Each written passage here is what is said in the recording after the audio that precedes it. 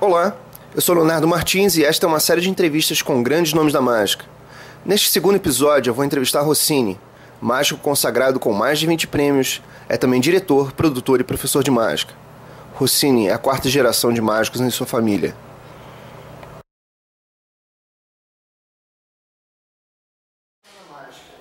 Uma história na mágica, filho de mágico, neto de mágico, brincando de mágico desde criança, tendo esse contato, mas sem nenhum tipo de imposição. Lógico que a criança que convive com o mágico, ela desperta um interesse natural. E para mim isso daí foi de certa forma uma sorte, porque a formação antiga em mágica é um pouco diferente da formação atual. Eu não vou comparar de forma crítica, mas era um processo diferente. Tá? Antigamente, cada efeito mágico era praticamente uma conquista. Tá? Existia isso. Se alguém estava te ensinando alguma coisa, antes de ensinar uma outra mágica, queria ver se aquela anterior você estava fazendo bem. Você escutava coisas, você acabava tendo que desenvolver uma certa humildade. Você escutava com muita frequência coisas como, não, isso aqui ainda não é pro ponto que você está. Entendeu?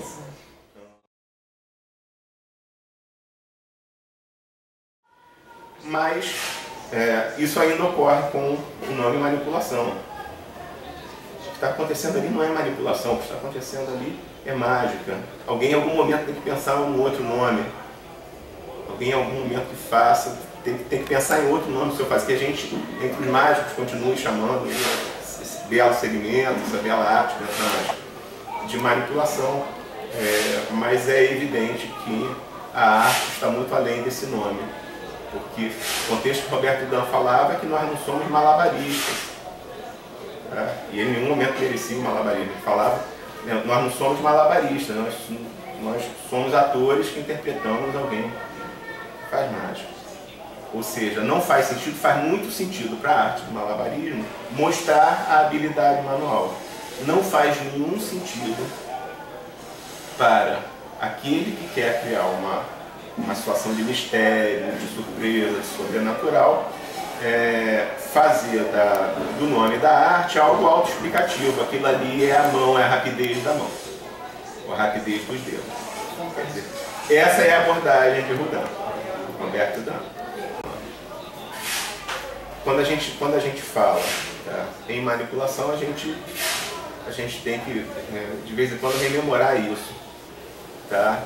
Tudo bem, floreio em algum momento, é bem interessante e tal, mas o manipulador consegue transcender isso, do hábil. Nossa, como ele é hábil. Tá? Nossa, como isso está aparecendo. É impossível que isso apareça. Esse manipulador toca o coração do público. Ele vai no coração do público. Ele encanta, ele faz coração. Ele transcende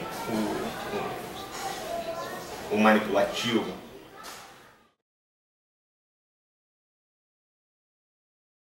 O que é o SECAM e qual é a proposta do SECAM? Só para o pessoal... O SECAM é um polo de cultura. É um polo de irradiação que fica em Belo Horizonte.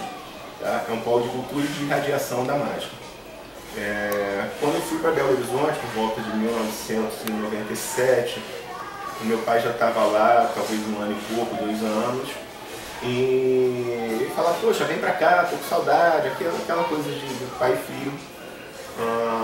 E uma das coisas que eu era muito ligado na época era esse ambiente mágico, essa questão da sociedade mágica, das associações, me fazia muito bem, tá? Eu tinha meus amigos, e eu perguntava meio como era isso em Minas Gerais. Ele falava que tinha um grupo de amigos, uma associação e tal, conhecia as pessoas e tal, mas tinha uma proposta diferente daquilo que eu estava habituado. Eu gostaria de conviver com alguns mágicos também, lógico, não somente, mas também com outros mágicos que não faziam parte dessa, tinha um número limitado de pessoas, e aí perguntava, por exemplo, o professor Chalimar, você tem notícia? O Drácula, o Nelson Travessone, eram caras que a gente ouvia falar dos grandes mágicos, do Vipar, dos grandes mágicos de Minas Gerais que você via nas edições antigas. Eu tinha ansiedade muito de conhecer essas pessoas, indo para Belo Horizonte, estar junto e conviver e conhecer essas pessoas, né? Então eu tinha vontade de uma proposta diferente. E eu ainda, antes de ir morar em Belo Horizonte, eu com meu pai, com o mágico, o Cesium tinha muito contato, era um mágico circense, tá? Que tinha muitos contatos de mágicos de Belo Horizonte, que foi fundamental na fundação da Academia Mineira de Luzonir também, um mágico do Ceará, que vivia em Belo Horizonte. Então saímos contactando um universo de pessoas, de colegas mágicos, alguns próprios que já frequentavam, para fazer não alguma coisa oposta ao que já existia, até porque meus grandes amigos, alguns são meus grandes amigos até hoje, e outros eu vinha conhecer e fazer amizade, mas fazer uma coisa assim, realmente uma associação onde você é mágico, você está na associação e vamos fazer uma coisa de maior espectro, que não era o objetivo do grupo que existia, tá? Que tinha grandes méritos, que tem grandes méritos até hoje. Então fizemos a Academia Mineira de Luzonir. Eu naquela época eu já tinha a percepção, e algumas pessoas me falavam, olha, associação de mágica em vida curta, porque você reúne as pessoas, no começo é tudo muito bom, todo mundo está muito afim e tal, e aquilo ao cabo de alguns meses, um ano e tal, aquilo vai esfriando e tal. E na época me lembro que eu falava para os colegas, não, mas isso daí ninguém pode ser obrigado a estar onde não quer. Tá? Uma associação ela se renova e a mágica se renova. Caso esse fenômeno aconteça, não tem problema, isso pode ser facilmente suprido com um trabalho de formação sólido, um trabalho de formação sério. Tá? As pessoas querem estar na mágica e se você nega para elas uma formação de qualidade, elas não vão sair da mágica por causa disso. Elas vão fazer a mágica mal feita. Tá? E o cara que quer estar na mágica, ele vai fazer, mas ele vai fazer. Tá? E isso é o quê? Isso é um erro dele. As portas estão fechadas para ele e ele está lutando para chegar no objetivo dele, lutando sozinho com as dificuldades, aprendendo com a vaia do público, aprendendo com aquela pessoa, mas isso daí é... Sabe, é uma má pessoa? Não, é uma pessoa que luta pelos seus objetivos. Sim, ele quer aquilo, né? Ele quer aquilo. A diferença é se ele vai encontrar portas abertas, portas fechadas, se ele vai encontrar uma formação sólida ou se ele vai ter que se virar. Certo? Eu aposto numa formação sólida. Respeito plenamente quem fala que não, tem que quebrar a cabeça, entendeu? Você compra um aparelho, formação é barato perto do equipamento. Formação sólida é muito barato perto do equipamento. No Brasil, assim, às vezes a pessoa não pensa duas vezes antes de gastar, sei lá, R$2.000, R$3.000 no equipamento. Vamos botar no patamar mais baixo, R$500, R$600 no lançamentozinho que fez um marketing legal e é um negócio que sai fumacinha na mão ou que faz não sei o quê, entendeu? Que gira, enfim, não vamos entrar para não gerar um tipo desnecessário de polêmica. Mas é muito refratário em investir num diretor da sua, numa conferência. Às vezes ele acha, não, pô, mas R$50 na conferência, nossa, como tá caro. Ou seja, é cultural isso daí. Sabe? É o mercado das coisas, é mais ou menos assim. É muito natural comprar um negócio que fique dentro da gaveta e pagar uma fortuna naquilo. E ele foge da arte, porque qualquer um pode apertar um botão, mas exatamente. Vai conseguir com um gesto simples fazer um sorriso, criar uma...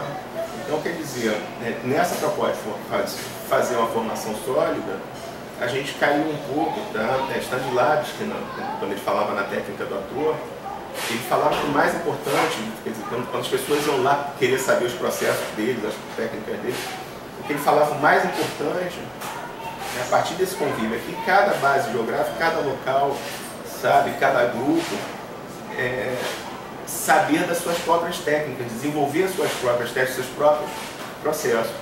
Tá? Essa níquel. Vamos falar a verdade. E aí, então, quer dizer, justifica a crítica. Então, o Iago, meu pai, falou assim, vamos fazer e tal, vamos fazer uma turma e tudo e tal.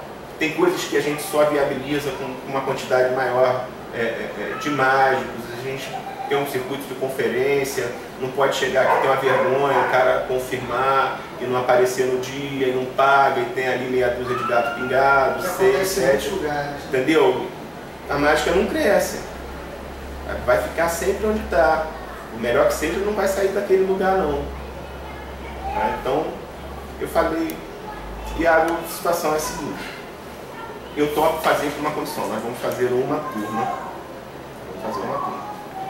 Se saírem, vamos abrir 8, 9 vagas, mais ou menos. Se saírem 8 ou 9 alunos, 8 ou 9 mágicos, fazendo mágica tudo igual, eu estou fora da segunda turma. Fantástico. Eu estou fora. Então a gente fez essa primeira turma. A partir dessa primeira turma já teve um espetáculo. Já surgiu, as pessoas já viram, já surgiu um espetáculo, já interesse para uma segunda turma. Tá? Isso em Belo Horizonte, que foi feito. E da qual veio um outro espetáculo. Nós passamos no final do curso, tá? Fazer um processo criativo dentro do ambiente de uma companhia. Se fosse uma companhia de teatro dele, ou de circo, ou de mágica, no caso de mágica. Tá? Mas eles saem sabendo pautar um teatro. Sabe a importância da iluminação. Até a partir de algumas coisas que dentro do espetáculo surgem ali com problemas. Entendeu? De quanto tempo é o curso? É um ano de curso. Um ano de curso. Esse curso são workshops. Certo. A pessoa faz um workshop por mês. Tá? Resgata um pouco daquilo é uma mescla da formação nova com a formação antiga. Tá? Você tem uma semana ali, você tem ali um workshop no qual você vai aprender e você tem um período ali de 3 para 4 semanas para treinar aquilo, para colocar aquilo em prática. Antes da gente trocar de assunto e ver outras coisas. Entendeu? Ao mesmo tempo que tem muita informação, que é um processo moderno, ao mesmo tempo tem uma questão de arte cênica, ao mesmo tempo tem a questão de, no final, eles sacarem a dificuldade que é para você conseguir um teatro na cidade, sabe? De você ver um técnico, de você... Todo esse processo de produção que é trabalhado. Bom, na verdade, em mágica, a gente vai trabalhar, quando a gente fala em magia clássica, a gente está falando em determinado layout, uma determinada estética, entendeu? Que é aquela figura tradicional do mágico, de casaca, tá? Com determinados elementos posturais, que quem faz, quem sabe magia clássica, olha o pé do cara e fala, aí, esse daí não. Entendeu? Então existe aquela mágica, aquela figura tradicional do mágico, que você vai ver aí nas propagandas de televisão, tirando coelho da cartola, enfim, aquela figura tradicional. O contemporâneo, ele vem através de movimentos. No final da década de 60, na década de 70 surgiu pessoal com força aí da mágica bizarra, tá? Sim. Que gerou caras como Jeff McBride, por exemplo. Tá? Vão ter movimentos, tá? Como essa nova estética de uma mágica de rua que veio com David Blaine, prosseguiu com a Illusion, a mágica de rua. De boutique, vamos dizer assim, tá? Comercial, mas David Blaine foi um evento, foi um advento na mágica, até porque por trás dele tinha um gênio chamado Paul Harris. tirou o Cipó Harris de David Blaine, sobrou o Blaine de olho.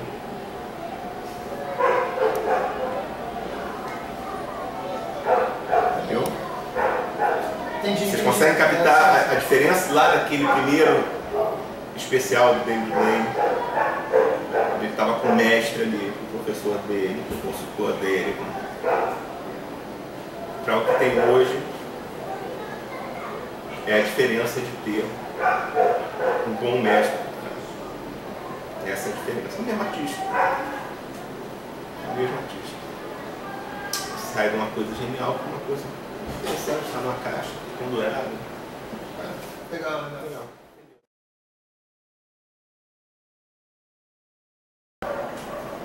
A mágica era um patrimônio cultural. Patrimônio cultural. Queria que você falasse um pouco sobre isso. O que a gente vai falar de uma arte de mais de 50 séculos de história registrada? Se nós temos aquele Duescar aí com 40 e tantos séculos, sabe? Falando sobre coisas que dão pistas até para a construção da Grande Pirâmide.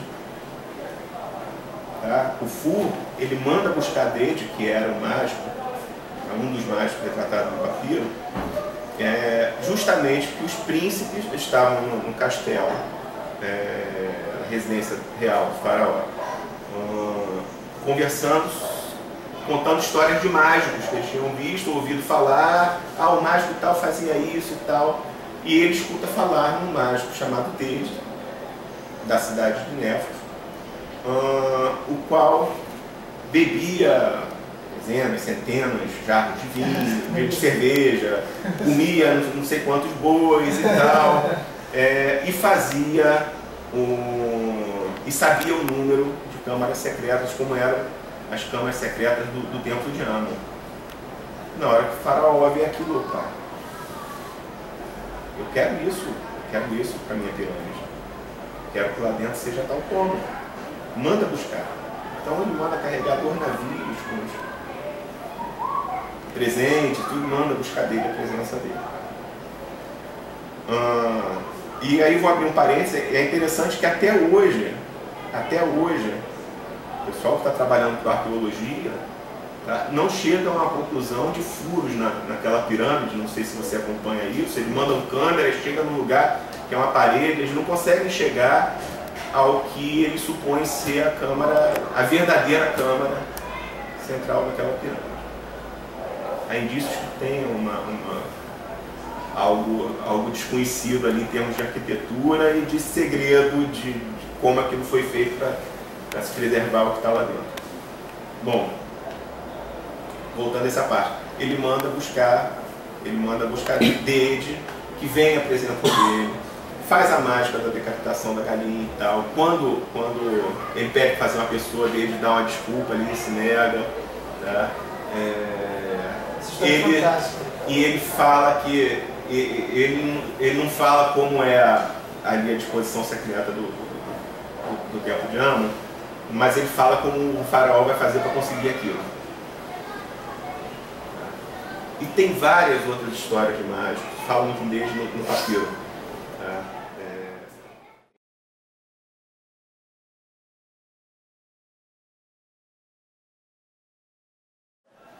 Então, desde que existe escrita, existe história da mágica, existe relato de mágica.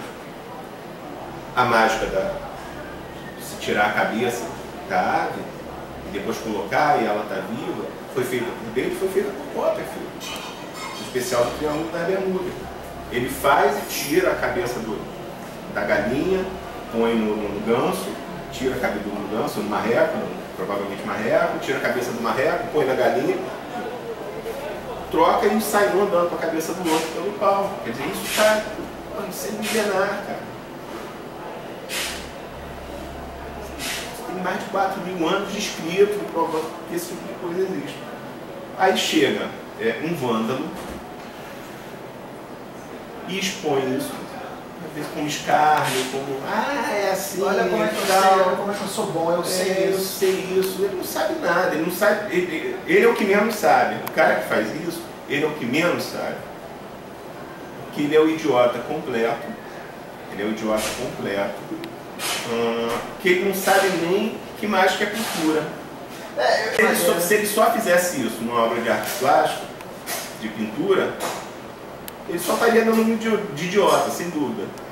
Só que se ele pega, faz isso, quer ver? E eu sei como é que se pinta. Pega aquele negócio e joga uma lata de tinta ali na Mona Lisa, ele está destruindo o quadro. É isso que o Exposure faz com a mágica. Ele não simplesmente chega e fala, ah, eu sei, quando na verdade não sabe fazer.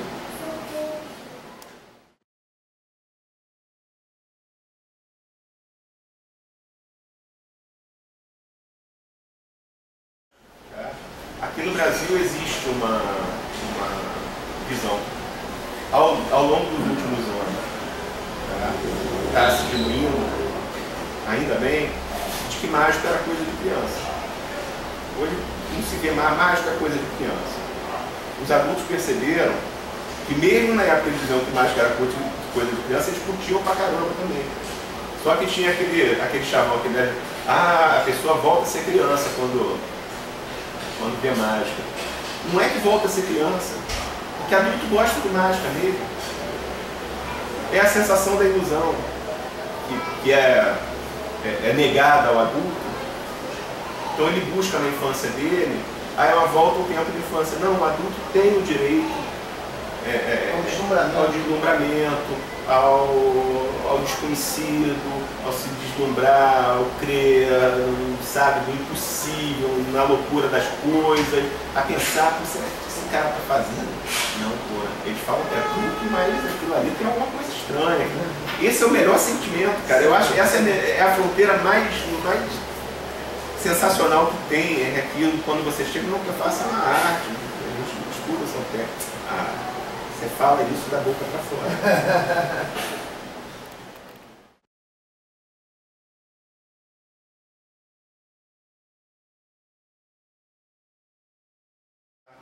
Assim, já aconteceu, já tive caso, por exemplo, de eu fazer um número que plateia era num sítio, tá? Plateia com crianças e com adultos e tal, e eu apostei uma boa parte do show em efeitos de mentalismo.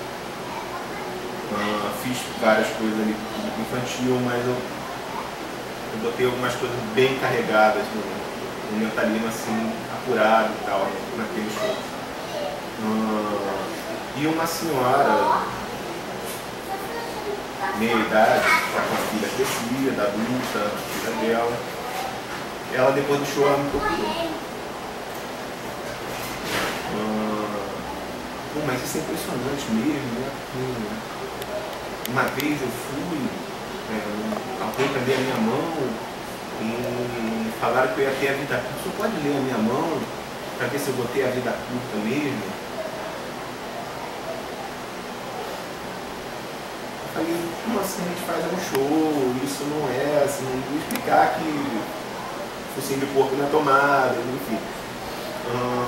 Um show, isso são coisas que a gente estuda, tal, não tem nada a ver com a sobrenaturalidade e tal. Mas se eu acredita nisso, que a senhora quer saber que eu acredito se tem pessoas que vão pegar e vão ler a sua mão, eu acredito que existem pessoas que vão ler a sua mão. Agora, se eu acredito no quê? As pessoas que vão olhar a minha mão vão me dizer, é uma outra pergunta. É uma outra questão.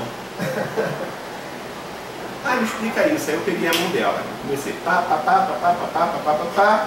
com técnicas que você sabe, Nossa, mas como você sabe, tá tudo isso na minha mão? Não, tá tudo isso no que eu estudei.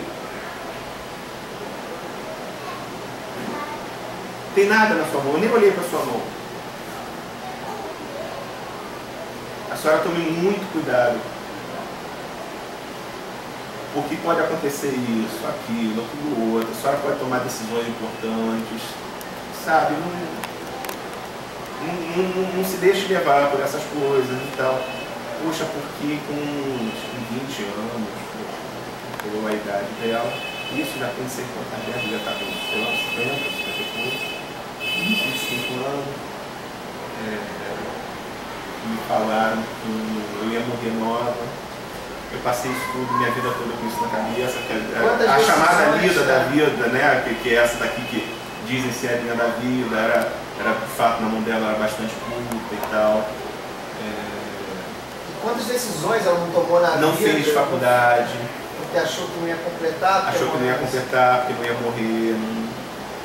Nossa. E eu falei pra ela, olha, cuidado, isso às vezes leva, mas isso foi o que aconteceu comigo, eu não sei o que. Eu falo, olha, a senhora ainda está nova, quem faz mentalismo, ou para quem faz mágica, é diante dessa alegação do sobrenatural, falar, existe uma pergunta muito clara, é tudo truque? Eu e você sabemos que não é tudo truque. Não é tudo truque. Truque é uma pequena parte, é um pequeno it, chave, sem dúvida, para a maioria dos efeitos, sabe? Mas se eu fizer um truque aqui, se eu vou conseguir um efeito mágico a partir daquilo, exatamente, é uma outra situação, mas isso a gente está discutindo a alta filosofia da mágica. Então, em poucas palavras, eu vou passar para quem pergunta isso, truque, isso é uma arte, isso é um aprendizado. Tá? A mágica, ela se baseia, eu posso dizer que ela se baseia em elementos psicológicos, artísticos e científicos. De sobrenatural, se a sua pergunta é se eu tenho algum poder, se eu faço alguma coisa sobrenatural,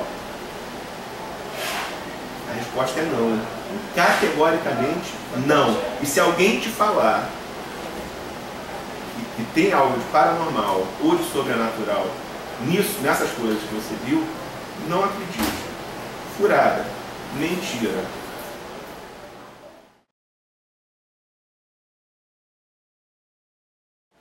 Lucene, o que você diria para alguém que está começando agora? Um mágico que está começando agora, que quer entrar nesse mundo? Bom, a primeira coisa é pensar. Pense. Vê se é isso mesmo que você quer. A mágica, ela é uma profissão que ela exige um envolvimento, embora seja natural, você não precisa parar a sua vida, não precisa parar nada do que você está fazendo para ser mágico, você largar seu estudo, seu emprego, pelo contrário, seu emprego vai ajudar você a investir na sua formação, investir no seu equipamento, a sua escola vai ajudar a conhecer línguas, a conhecer ciências, tudo isso é muito útil para a mágica.